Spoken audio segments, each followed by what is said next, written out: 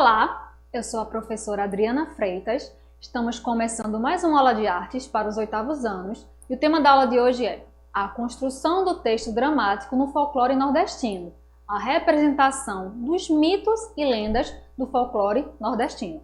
Vamos lá?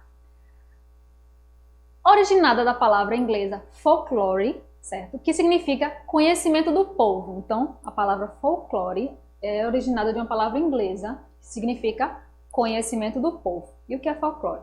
Folclore são costumes de um povo que passam de geração em geração, são praticados individualmente ou coletivo. Então, são os costumes de um povo, né? São as crenças, né? A cultura, a forma de falar, enfim, são várias manifestações que os povos têm, que vai passando de geração em geração, né? Que pode ser praticado individual ou também de forma coletiva, né? Em grupo. O Congresso Nacional Brasileiro oficializou o dia 22 de agosto como Dia do Folclore Nacional, em alusão à expressão criada pelo arqueólogo inglês William John Thoms em carta enviada à revista The Athenaeum. Então, foi uma carta que ele enviou, né, esse arqueólogo. Aí o Congresso Nacional Brasileiro resolveu instituir, né, o dia 22 de agosto como o Dia do Folclore. Então, vocês já sabem, né? Dia 22 de agosto é considerado o Dia do Folclore pra gente. O folclore brasileiro é considerado um dos mais ricos do mundo, né? Então, por sua beleza e diversidade. Então, porque assim, que cada região ele vai ter sua cultura, vai ter seus costumes e também vai ter seus mitos, suas lendas folclóricas. Então, assim, e o Brasil, ele já é rico, né, por natureza, então ele já é diverso, né? Então, em cada região vai ter a sua, né, diversidade, vai ter sua individualidade, vai ter as suas características e isso vai ser refletido, né, no nosso folclore, né? E assim, tem até, por falar nisso, tem até uma série, né, que foi lançada aqui no Brasil, no streaming, né, que é sucesso no mundo todo, que ele usa elementos, né, do nosso folclore, né, como se fossem personagens do dia a dia. Então é bastante interessante e fez sucesso no mundo todo também. Certo? O folclore brasileiro sofreu influência dos portugueses, africanos e ameríndios, também dos nossos indígenas. Então, assim, a gente vai ter, né, influência portuguesa, até porque, né, a gente foi colonizado também pelos portugueses, pelos africanos, então vai ter elementos portugueses, vai ter elementos africanos, também vai ter elementos indígenas no nosso folclore, certo?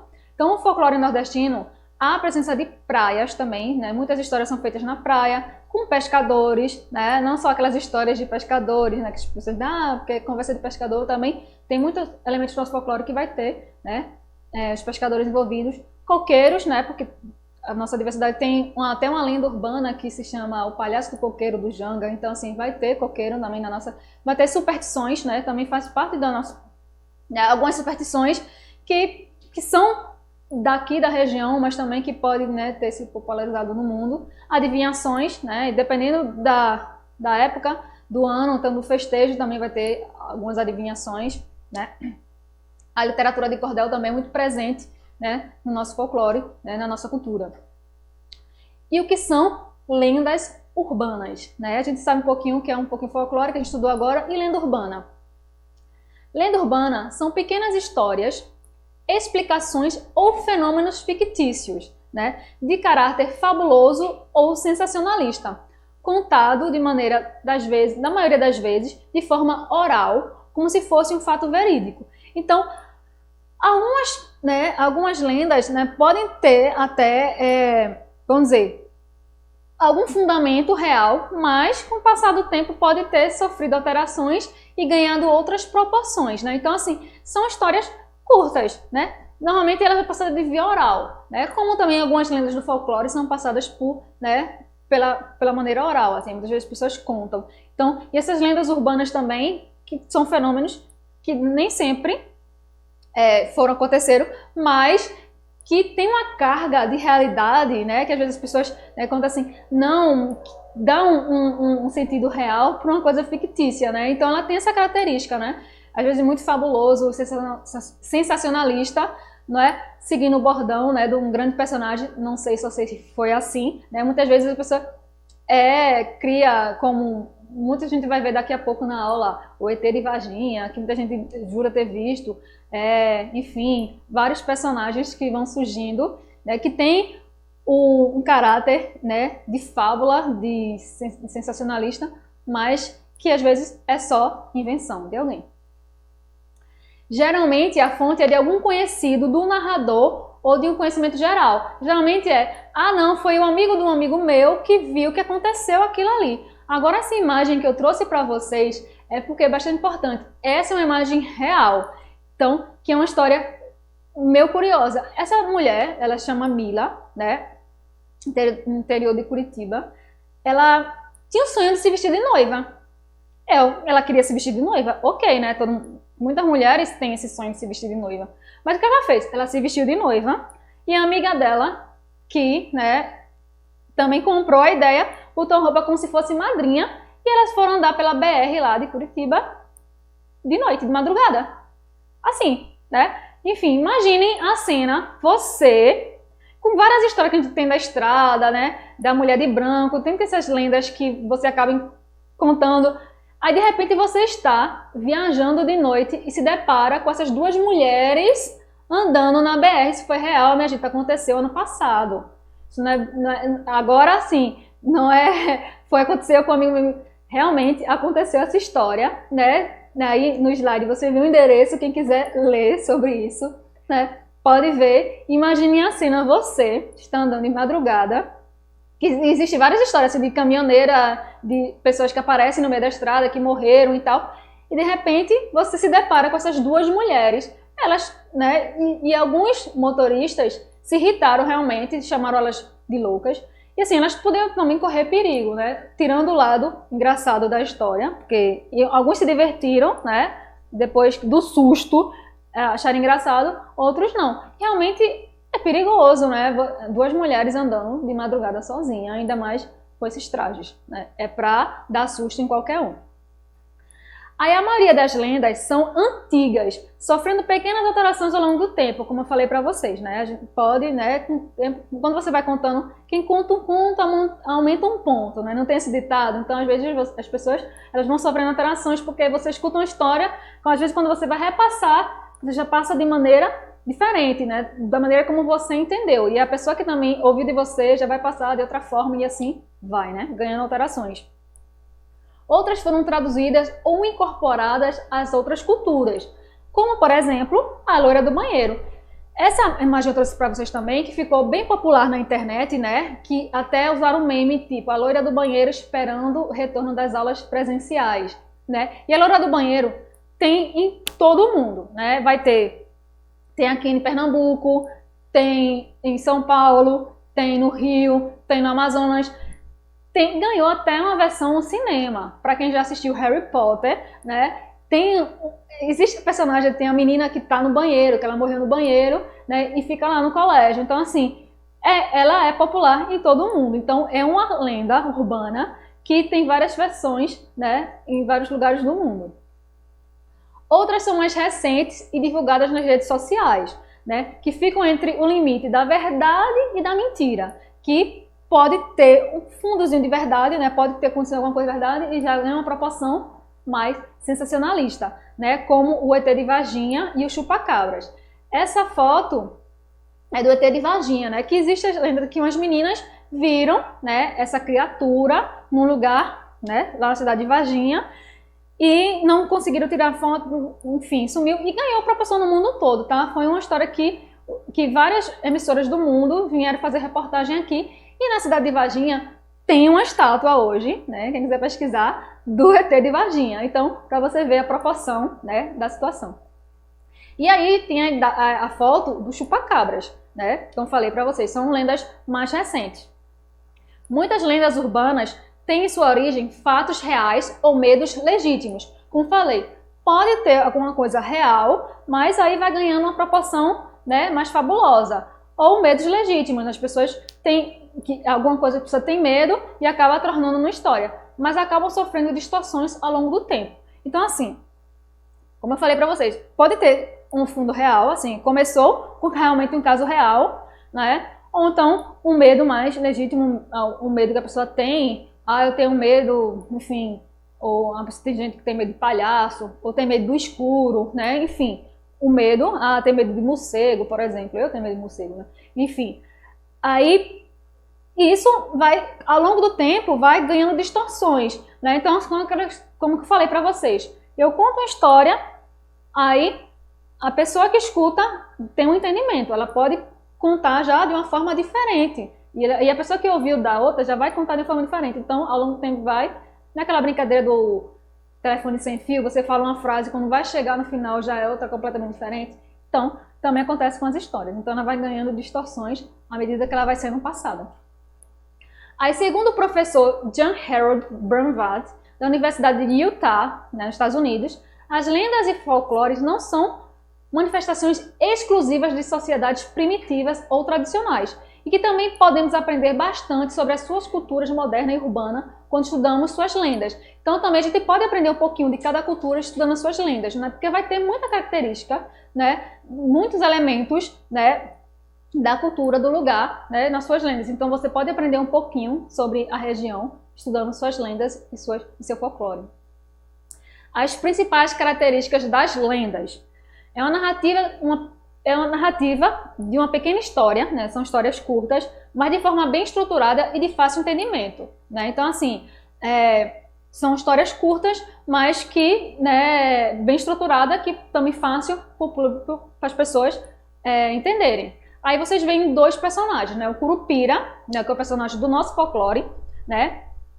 É o ser que ele habita as florestas, né? Ele é um protetor das florestas, né? E você vê que ele tem os pés virados para trás, justamente para enganar, né, os caçadores e quem for destruir as florestas, então ele está lá para proteger. E também do Cavaleiro Sem Cabeça, né? Então é um grande também personagem do folclore mundial.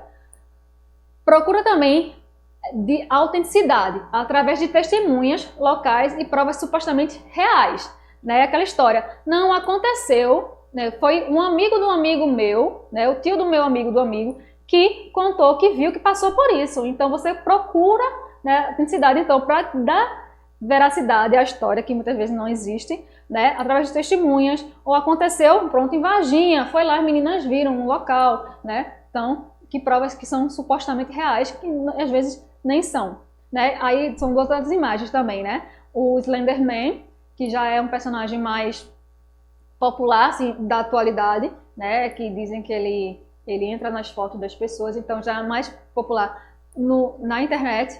E o Grito, né, que esse filme, o Grito, ele é baseado no folclore japonês, né, que é de uma menina que ela sofria bullying na escola, mas depois, enfim, ela casou. E o marido achou que ela o traía vendo o diário dela e acaba matando ela e o filho. Então, assim, quem assistiu esse filme, não assistiu, vale a pena, porque conta um pouquinho do folclore japonês, mas, assim, para quem gosta de terror, então, ele tem umas cenas bem assustadoras, né? Muito assim, né? Que é como se ela tivesse ficado, a energia dela, que ela foi morta na casa, tivesse ficado lá. Então, quem vai para casa, né, acaba sendo atacado por ela e pelo filho.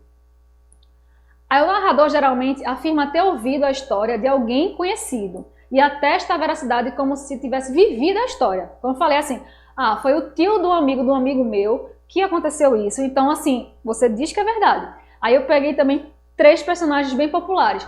Uma da década de 80, que era o Fofão, né, que existia a lenda urbana de que existia uma faca dentro do Fofão. Né? Então muita gente acreditou nisso, né? Assim, não era uma lenda, né? Aí também tem Chucky, né, que era o boneco, que foi também um cinema, né, que era o boneco assassino, que ele ganhava vida de noite, né, para matar o dono, sei lá quem. E também um palhaço, né, que o palhaço também, muitas pessoas carregam esse medo, né? Tem pessoas que têm medo de palhaço, e tem alguns filmes que falam assim, do palhaço assassino e tal, né? Enfim, são personagens que fazem parte, né, de várias lendas urbanas.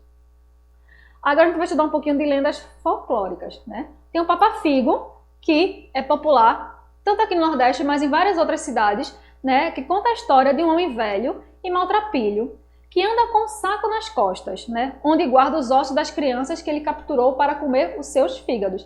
Então, e muitas vezes são histórias que os adultos contam, né? Para as crianças não falarem com estranhos, né, ser mais obediente. Então, né, não fale com estranho não, que pode ser o Papa Figo ou o velho do saco, muita gente falava assim, né, que vai raptar você e comer seu fígado. Também temos o Barba Ruiva, né, que conta a história de uma moça que engravidou do namorado. Envergonhada, ela teve a criança e a colocou em um tacho de cobre e a pousou em um riacho. A mãe d'água ficou com raiva e criou uma grande enchente. Era assim que nascia o rio Paranaguá, no Piauí. Então, essa lenda do Barba Ruiva, né, é mais ou menos como surgiu, né, um grande rio no Piauí chamado Paranaguá. Né, justamente foi quando a mãe d'água ela ficou com raiva e criou essa enchente. Né, aí existe esse rio por conta dessa história. Comadre Florzinha, ou Fulozinha, depende da região, também é muito conhecida em vários lugares, né? É uma cabocla de longos cabelos negros que vive pela floresta protegendo as plantas e os animais.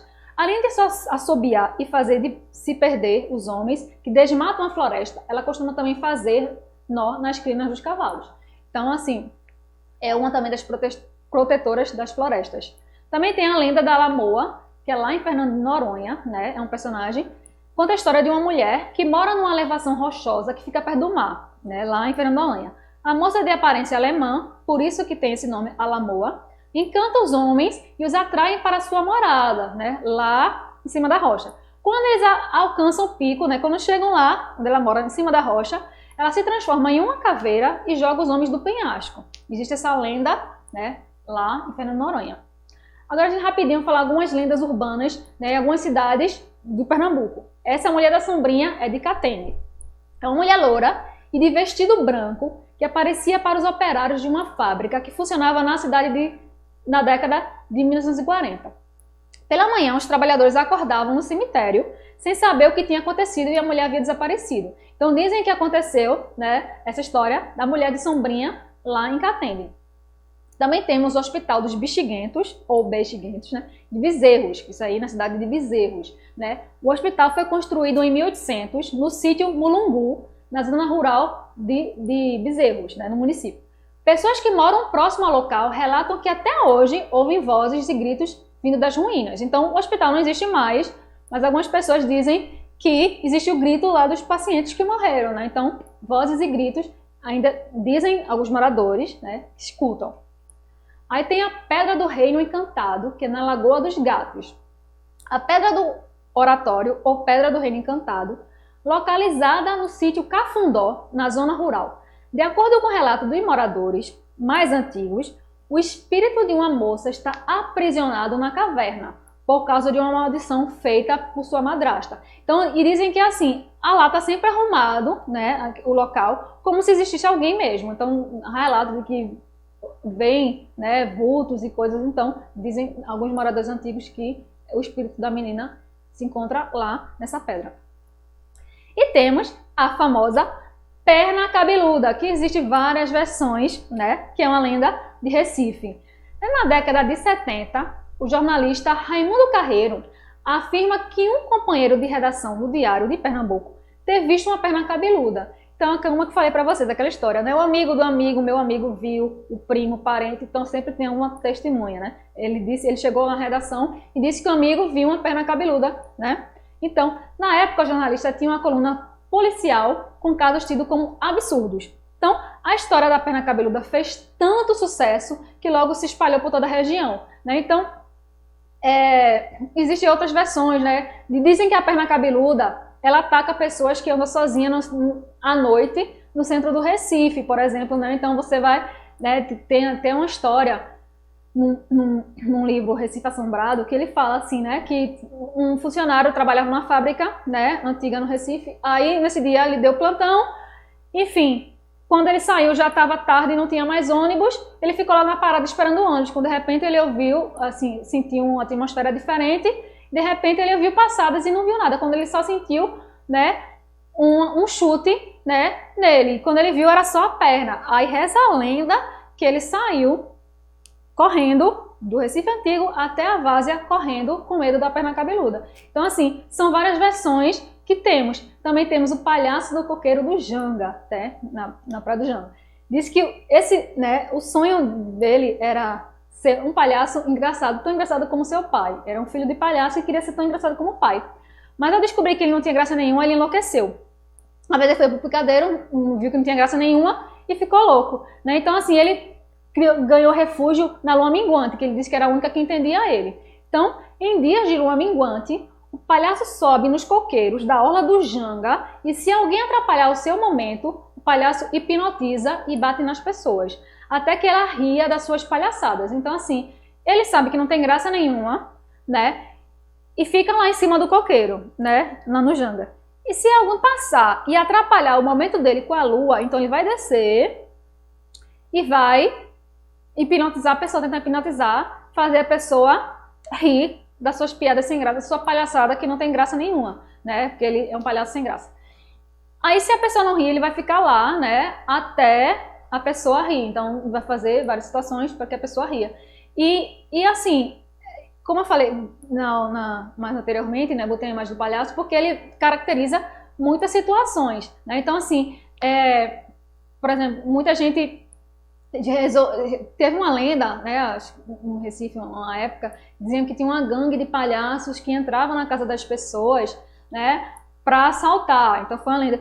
E teve uma época realmente que, agora isso é real, né, que quando eu mais nova fazia teatro, uma vez a gente estava, enfim, perto da casa dos meus pais, se apresentou numa escola perto da casa dos meus pais, e disse assim, não, eu vou almoçar com meus amigos do teatro lá em casa, eu chamei meus amigos.